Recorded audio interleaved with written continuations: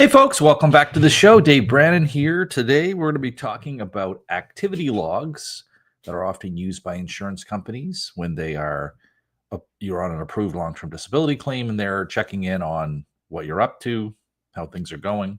So we're going to talk about that today. Then we're going to go take some questions for people who have want to know anything about or questions about long-term disability, CPP disability, disability tax credit, or an employment situation that you're dealing with. Well, folks, I've been away from the office for 3 days. That's a big thing for me to be away for that long.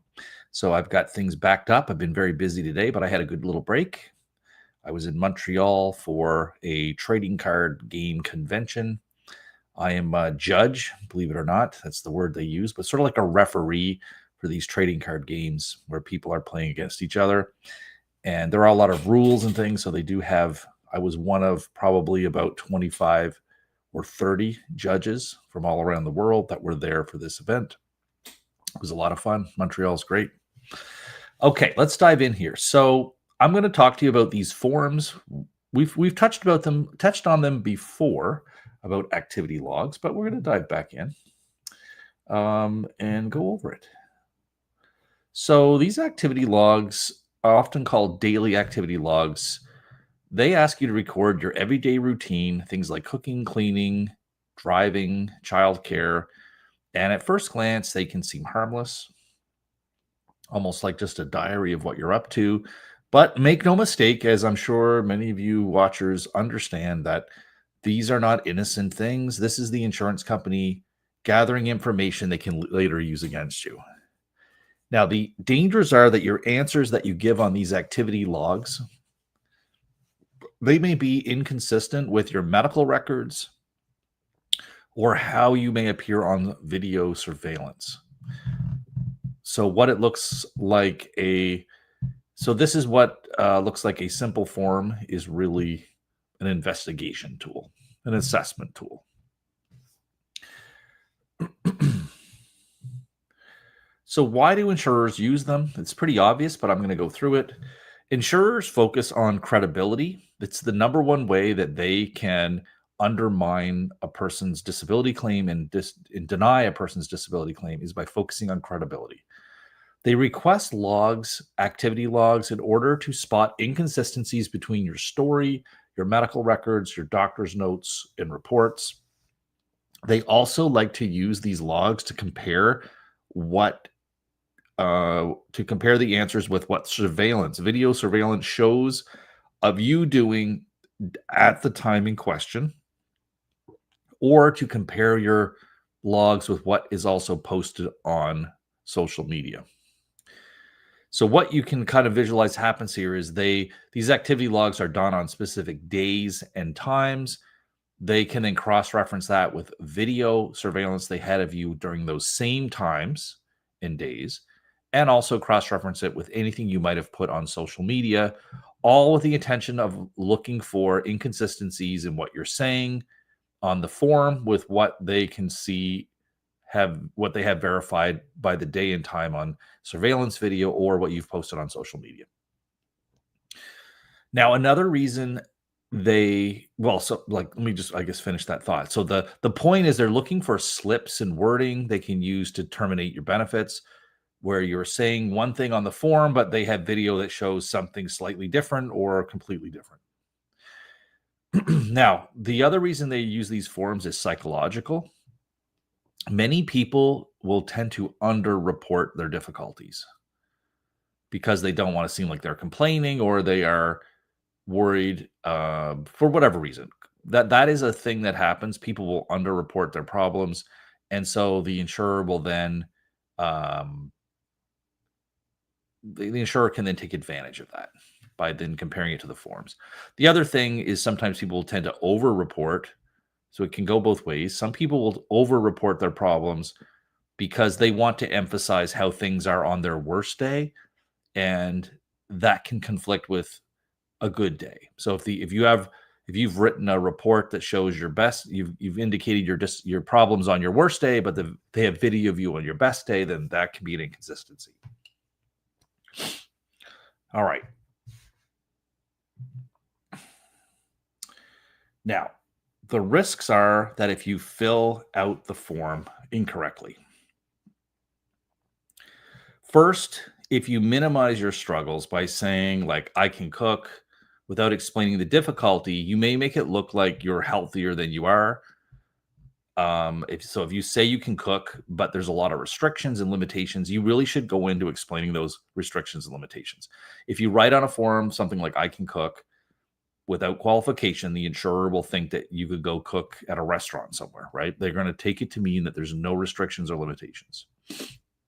Second, on the other hand, if you exaggerate your struggles, the insurer can catch you in a contradiction and argue that you're not credible. So they can say that, well, you said you can never walk more than a few feet, but we have you on video walking 20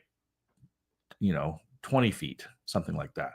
So it's very easy for them, if you really exaggerate your limitations, to find an example of you exceeding those limitations. Now, finally, the third point here is, if you leave out important context, like, for example, if you have to have lots of breaks or assistance, the insurer will interpret your answers in the least favorable way possible. So by favorable, I mean favorable to you. They will interpret them in the way that is most favorable to them. So you want to give as much context as possible whenever filling out forms, within reason. Like, obviously, you're not going to type up pages and pages, but you do want to put things in context. Otherwise, they will assume the interpretation that is best for them. I'm sorry, I have a little bit of still have allergies, and my nose is a bit of itchy. Okay, so how to complete these forms safely. Protect yourself. Just think of these 5 things I'll go through here. Number 1, you want to be truthful, but you need to be precise. So instead of just saying I can cook, say I can cook simple meals, but I need to sit down and it takes me longer than normal. Okay, see the difference there? You don't want to just make a blind statement like I can cook. You want to say, well, I can cook, but it's simple meals only, and I need to sit down if it takes you longer than normal to cook this meal than someone who didn't have my disability. Number 2, so in addition to being truthful, you'll want to include context. So if you need help doing things, if the activity takes you longer, or if you have to sometimes stop midway through to take a break and then come back to it later. You want to put those kind of details in when talking about your daily activities. All right, number 3. So in addition, we got number 1, be truthful. Number 2, important context. Number 3 is you want to note variability. So this often comes up with recommendations about the idea that disability fluctuates day to day and is not consistent. So make sure that they know that you have good days and bad days, and that the level of disability is not constant, that some days are worse than others. That is very important to include whenever talking about activities. Number 4, don't leave blanks. If you can't do something, write not applicable or cannot do at all. That way there's nothing open to interpretation. If you leave something blank, they may assume that it means that you have no problems with it. Now, be very careful, though, about saying cannot do. Again, that is a very blanket statement. And if you're going to say you cannot do something, it must be literally true that you cannot do it. It can't be that it's difficult or it takes you longer, or if you did it, it would cause problems. If that's the situation, you would not say cannot do. You should only say cannot do to things you literally physically impossible for you to do. Otherwise, this is an example of where it's a trap, because if it's a situation where you can do it with difficulty, or that you just choose not to do it or you no longer do it because of the pain and problems, that is not the same as cannot do. Then all they have to do is get you doing that activity even a little bit on one time, get that on video, and now your credibility is harmed because you said you cannot do something, and then they have you on video doing it. That is a complete contradiction. It's no good after the fact to try to clarify and say, well, I meant that I rarely do it, or I don't want to do it. Like, then it looks like you're making excuses, and really it's too late at that point. You really have to be accurate and precise with how you're describing activities. Finally, this is the hard part. So I'm telling you to give context, but you also don't want to overshare. Oversharing just adds more information for them to then have the ability to contradict that information. So the more information you give them, the more likely you're going to say something that allows them to find a contradiction. So there's this push and pull, this balance between giving enough information to answer the question and oversharing and giving way too much, and then creating more opportunity for them to find contradictions and things. All right. So practical tips when doing these forms that ask about your daily activities. One is you want to keep your own notes or diary before filling out the insurer's form. That helps. That way you can, when you're filling out the insurer's form, you can already have it planned out what you're going to say, and you're not like adding things, scratching it out, changing, and you can make it a cleaner, that way you can do a cleaner thing. You're also less likely to forget things under pressure with filling out their forms. So if you already have it recorded somewhere else, less likely that will happen. Double check your answers against your medical restrictions and your doctor's notes if possible. It's not always possible to do that, to make sure things are consistent. So just think it through and make sure what you're putting on the form is consistent with what you believe would be in your doctor's records and also your own understanding of your limitations. Now, if you're not sure how to answer any particular question, it's better to get legal advice or to go on like the disability claim forum, somewhere like that, to get advice from others than to leave it blank or to answer it incorrectly. So that would be my advice there.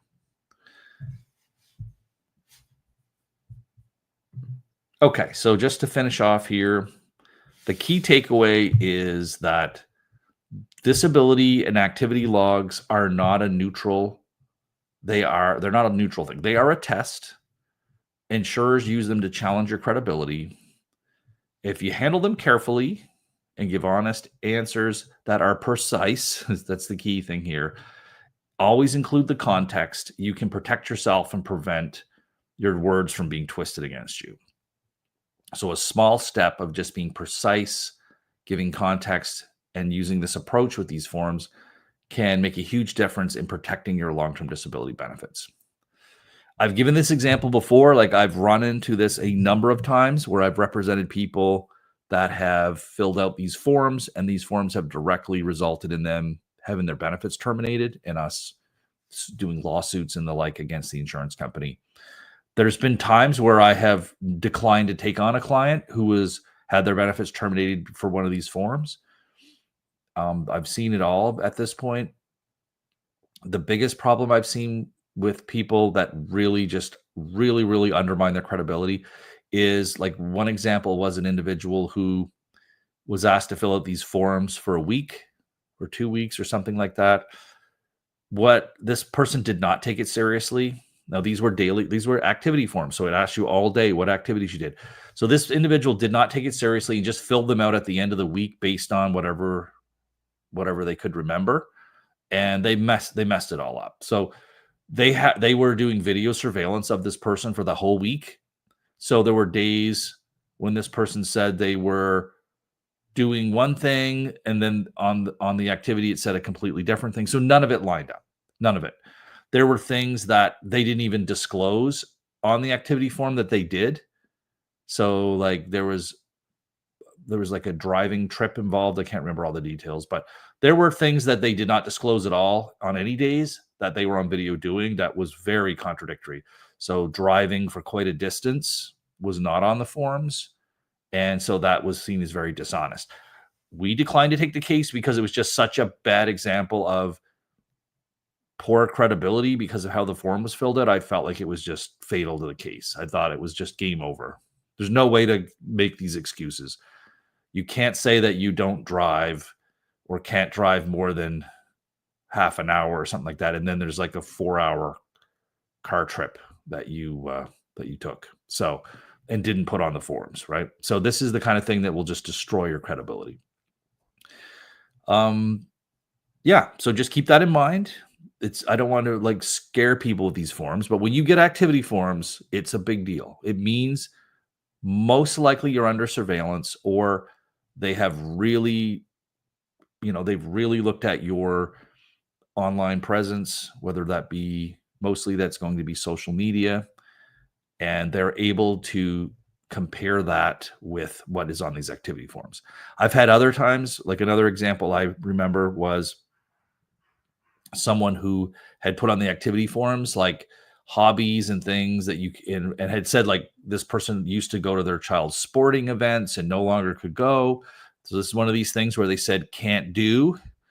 Well, you can't say that on an activity form and then have Facebook posts, pictures from you at the sporting events, that type of thing, right?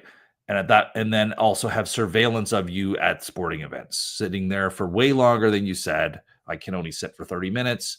They've got you on camera at a sporting event sitting for 2 hours or an hour or whatever. Like, I don't know all the precise things, but it just created all these points where the credibility is now lost because someone said they can't do something anymore, really looking for sympathy, saying, look, I used to be involved in my children's sports, and now I'm not. I can't go to the events. And then it's on social media, and you have people have them at the game as well. All right, let's move on to some questions. Here. We got one here from Menia saying, on a yearly LTD update form sent just to me,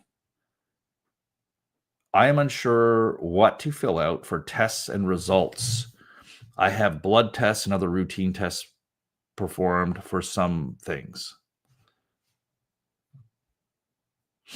Okay, and it says they were a bit out of range, but doesn't have to do with my disability for mental health. The doctor recommended diet. What are your thoughts? Should I even mention these blood tests? I would just put routine blood tests, something like that, or blood tests. You could write it down. I would put it there. They're asking, I would look at it from, I would interpret these forms as, you want to look at them as most broadly as possible. If it just says, have you had any tests? I would just put down any tests that you've had, blood tests or whatever.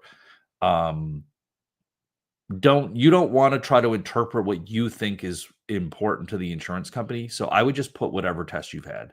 I absolutely would mention them. Yeah, I would. If they want to get the blood tests, then they'll get them and see that there's nothing there. That can only help your case if they see these blood tests and see it's not related, that kind of thing. So yeah, I would put it on there. I would always err on the side of, if like answering their question the most broad interpretation as possible. And that would mean literally, have you had any tests, no matter what they're for? I would say yes, and here's what the tests were.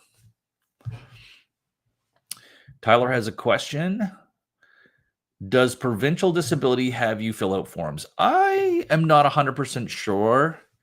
I don't think so, because the forms we're talking about today are daily activity forms. These are mostly seen only with insurance companies who are doing video surveillance on people. That's when these things are seen. I'm not aware of provincial disability requiring an activity form. They might require an update form. An update form would be slightly different. So an activity form is asking you, like, it's almost like a diary. They're saying, show your activities on Monday, Tuesday, Wednesday, Thursday, something like that. They want you to track your activities and report. That's basically what it is. Or the activity form might be more general, asking for what you're doing right now with these different types of activities. That is very different than just an update form that is just asking, has anything changed? What is your medical? That kind of thing. The activity form I'm talking about, like a log, is more about hour by hour, day by day. That is unlikely to be seen with provincial disability. You're not going to see that with CPP disability. You really are only going to see it with long-term disability insurance when they are trying to build a case against you to terminate your benefits. Often when there's no real way to terminate your benefits based on like strict medical evidence, they will do so by attacking your credibility. And the best way to do that is through surveillance evidence that contradicts your medical records or what you have said on one of these activity forms.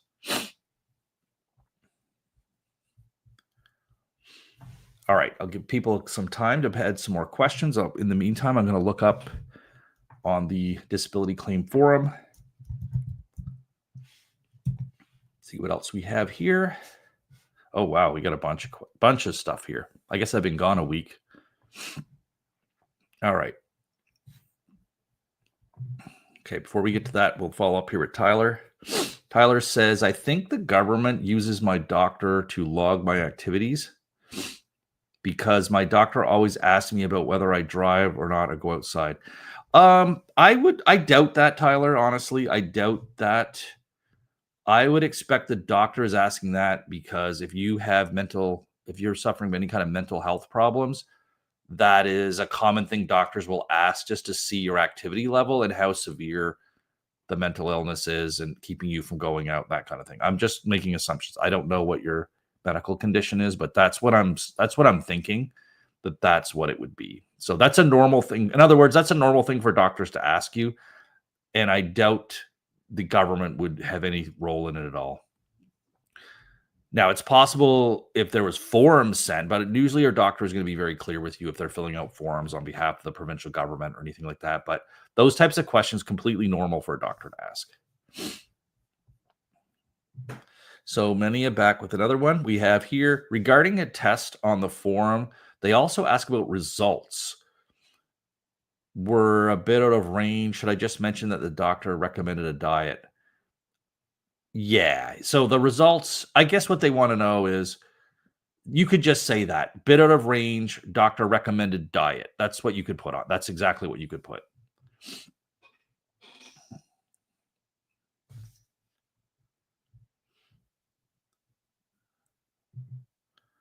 Okay, another one from Menia says, on a yearly update form, would it be wise to add at the end of the authorization page to my signature, would it be wise to add this? I found it difficult to prepare this form. It took me a few days to work on this. a little bit at a time with my spouse's help. Yeah, no, it's fine to put something like that. It's fine to put something like that on there. Absolutely. Often especially with these forms that take a lot of time, again, you can write that because that would be giving context on how difficult it is to do these types of things. All right, we got another question from M. Blanc. I think I recognize that name. Welcome back. It says here, I'm expecting to get my first yearly update form in February 2026. I understand one of the questions on the form asks, how many times have I visited my doctor? My condition remains the same and I continue to take my prescription meds. My question is, how often should I be visiting the doctor if there is no change in condition and medication remains the same? Okay, this is a very good question. So let's just start at the beginning point here. Let's assume you're on long-term disability and your insurance policy requires you to be under the regular care of a doctor. That is a very broadly worded concept, and it's meant to be applied differently based on the specific facts of the person's situation. So in your case, how often you should see the doctor would be different from someone else. So the frequency of seeing a doctor, there's no general rule around it. What the court will look at ultimately is, were you seeing the doctor at a frequency that is appropriate for your medical condition and the type of treatment you're getting? Where you'll run into problems is if the doctor is booking appointments for you to come back and you're not going, whether that be monthly, bi-monthly, once a year, every 6 months. What's more important is you're going to the doctor when the doctor wants to follow up with you and not how often. So in other words, it doesn't matter if you go every month. What matters is if the doctor wants to see you every 6 months and you don't show up for the 6 months.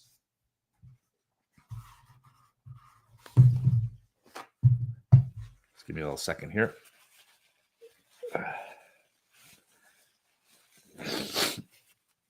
I'm not sure whenever I start this stream why my nose starts running.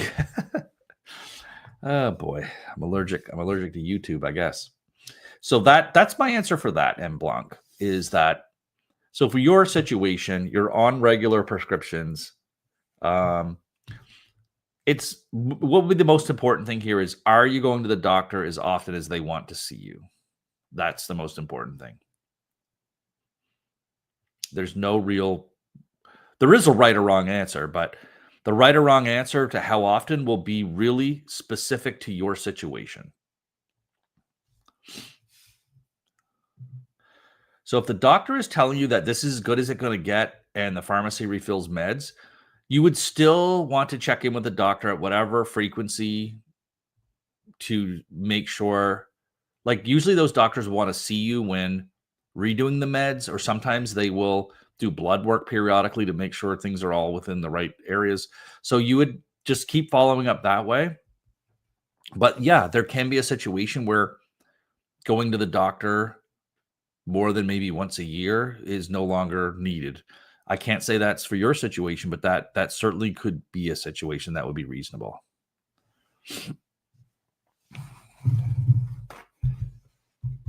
There, just give me 1 second.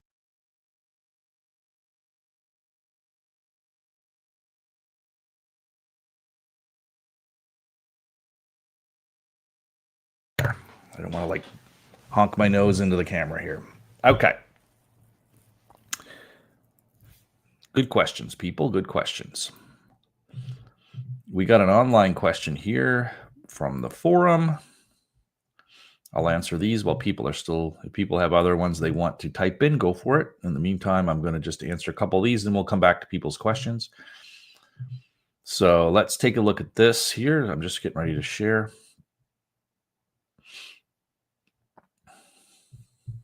Here we go. So this person was asking CPP application online versus paper. They're asking, hello, I'm working through my Canada Pension Disability. Thank you, David, for the helpful book. You're welcome. I really like the idea of a narrative statement to tie the whole application together, but I'm wondering how you do that online. I haven't seen options for uploading documents in the online application, but maybe I'm just missing it. Or can you do that after you hit submit? I assumed it's processed more quickly online, but maybe it doesn't make a huge difference. That's a good question. I have not looked online recently to see what has changed. My understanding is you can upload documents. But I'm going to wait for people I'm going to let others respond to this. Maybe someone who's done it. I'm going to have to log back in under my own. Sometimes I log in and fill out my own CBP disability application, get right to the end, and then just don't do it. So they're probably wondering, who is this guy?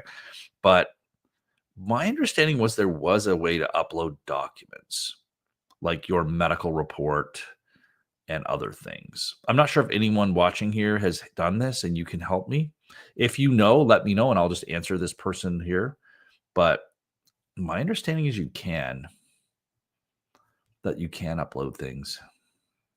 If not, you can still mail it in. Yes, you can upload documents. Yeah. Thanks, Sherry. Sherry's coming to. All right. So Sherry, with your help, we're going to answer this question. So this person may have already got the answer, but I'm going to put it in here. And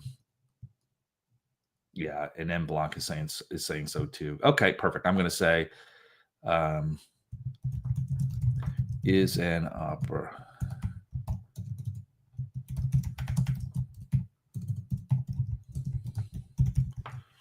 to upload documents? I assume it's just not, you can't do it while you're in the middle of filling out the form.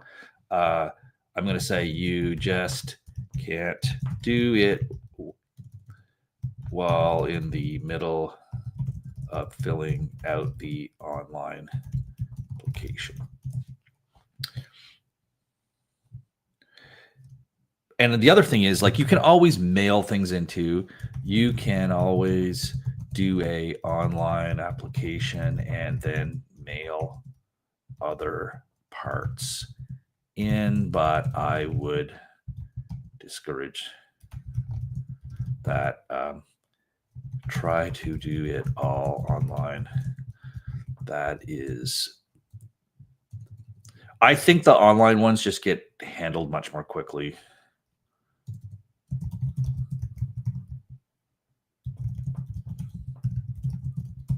I think the online applications are actually handled here in New Brunswick, where I live, to be honest.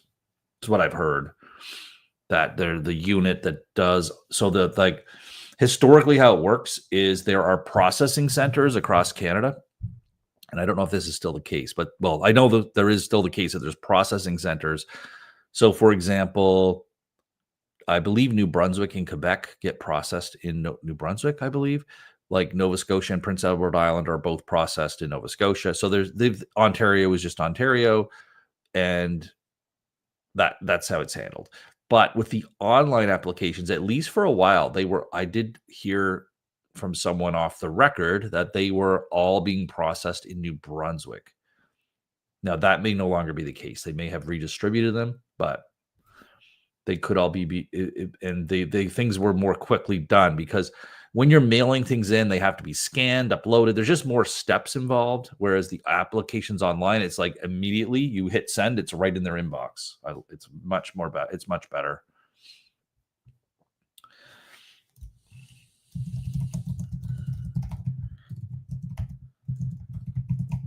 I'm just going to tell this person good luck with their applications.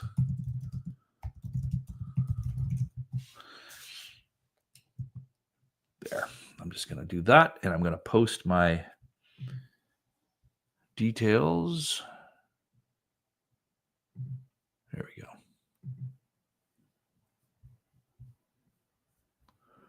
Okay. Oh, looks like we got... so yeah, people are just saying they're just helping out here. Documents can be loaded upline. Perfect. I uploaded throughout the waiting period, and when the manager called me, she was very happy that I kept her updated. I love it. Yes. Good. I'm sure they appreciate it.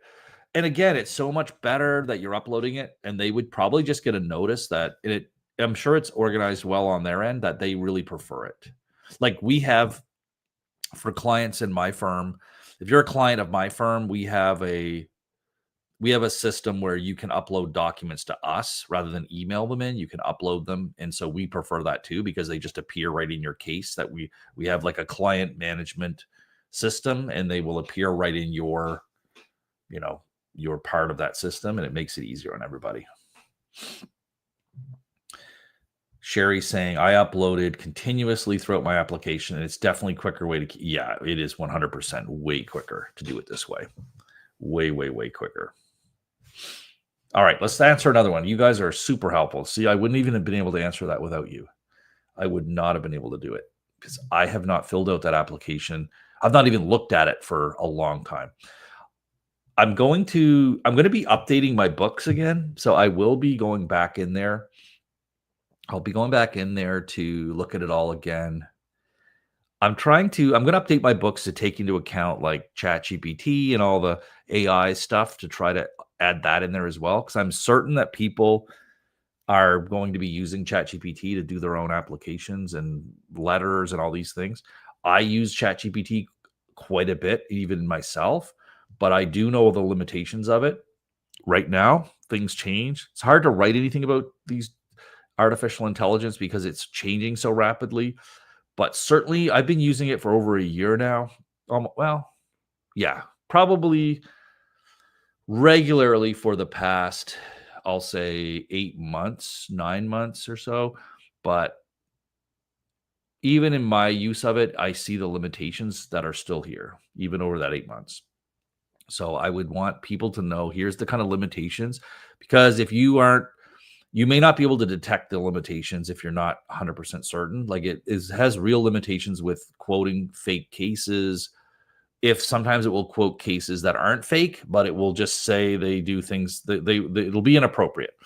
To the point, like if a lawyer ever submitted a ChatGPT drafted brief or like appeal letter to the tribunal or any of these kinds of things, a lawyer would be disbarred. Like that is the level of the mistakes that it makes. So I assume that CPP disability is being inundated with ChatGPT briefs and letters and things like that are, I don't know this directly, but I would assume that is happening and that it's a real problem for the adjudicators and for the more of a problem, I guess, for the tribunal, because these briefs will be full of incorrect, non-existent cases that will make it more of a challenge. But you can't get disbarred as a lawyer if you're not a lawyer. So there you go. So there's not much of a risk for people doing it themselves, other than that it won't be very persuasive. Oh, we're back to questions here. So let me stop sharing. It says here, on a yearly update form, would it be okay for daily routine to say it varies some days, other days? Yeah, absolutely. Yeah. So it just depends on the form. Like if they're just asking what is a typical day, that is a trap. There's no typical day. I would refuse to answer that question as here's what a typical day. I would say there's no typical day. It varies. So there's not a typical day. Like usually there could be good and bad. Here's what the worst day looks like. Here's what I do on my best day. I would answer it that way rather than try to say a typical day, because a typical day may not even really exist. Like it's not really relevant to say that most often this is what it is, but it can be this. I mean, you could answer it that way. You could say most often, if it's really that you only have a couple bad days a month, then maybe you could. But again, it's very easy for the insurer to misinterpret these things. So I would stick with like good days, bad days, and in between type of thing.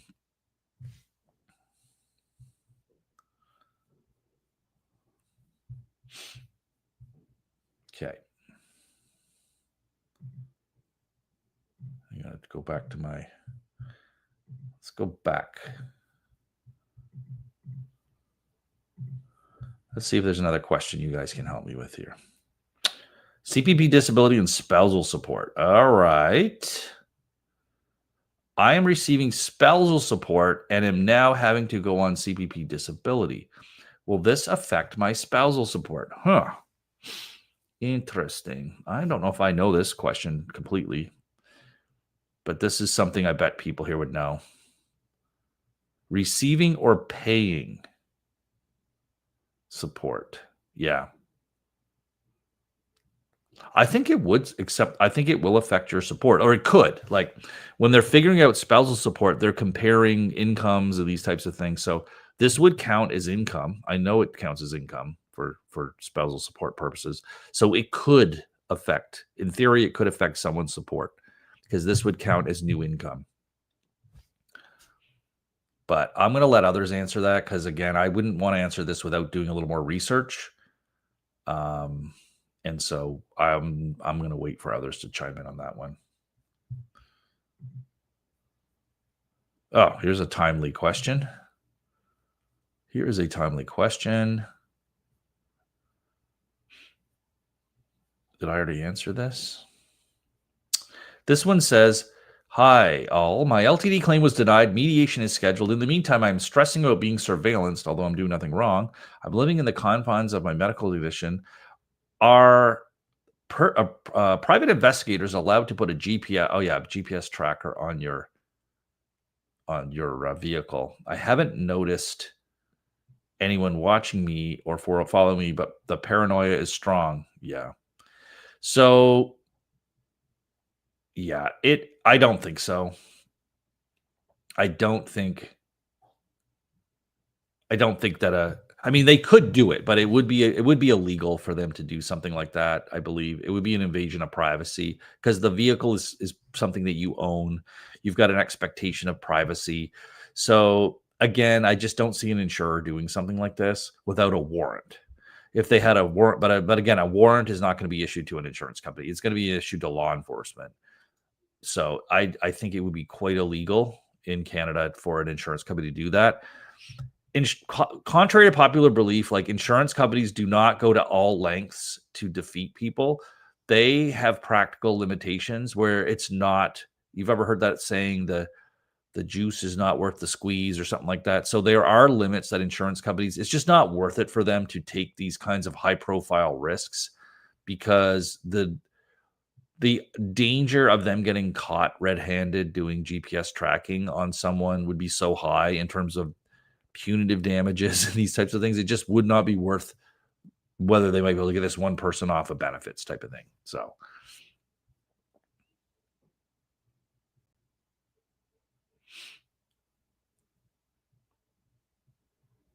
okay. This person, I'm just going to say, okay, I already liked that, I think. All right. Okay, let's see. We'll answer one more question and then I'm going to call it a day. Let's see here.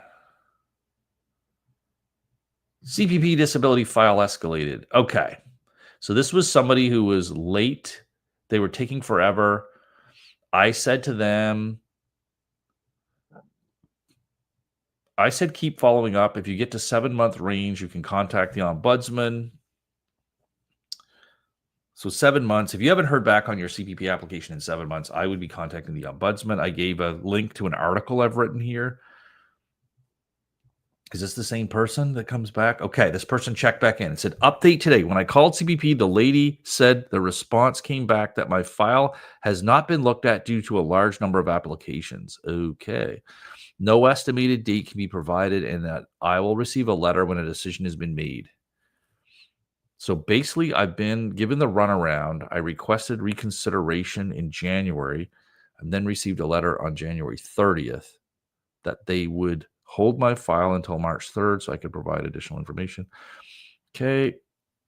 That had another 2 months. I later realized that you can send information to them whenever you like. Yes, that is correct. You can always send information in whenever you like.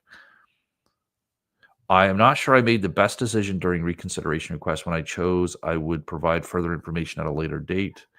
I will wait 1 more month and then I will contact the ombudsman. Yeah. Yep. That's all you can do is get to the ombudsman. I'm sorry to hear that's taken so long for this person, but that does happen, unfortunately. All right, everyone. That's it for me today. I'm glad we had a lot of people show up. I'm willing to stick around if people have more questions, but if not, I am going to go take a break, and then I've got a little bit of work to do this evening. You get out of the office for 3 days, and it just goes right off the rails. Sherry's saying thank you. No problem, Sherry. I'll be back here tomorrow for another day. So just show back if you got more questions. I'm not sure what I'm talking about tomorrow. Let me look and see. Tomorrow I am talking about, can you be fired for what you post on social media? Tune in tomorrow to learn if you can be fired. I think we all know the answer to that, but see if you can be fired for what you post on social media. We all probably know the answer to that, but I'll be giving you more context of when and how it might happen. That's it. I'm out of here. Have a good one. Take care.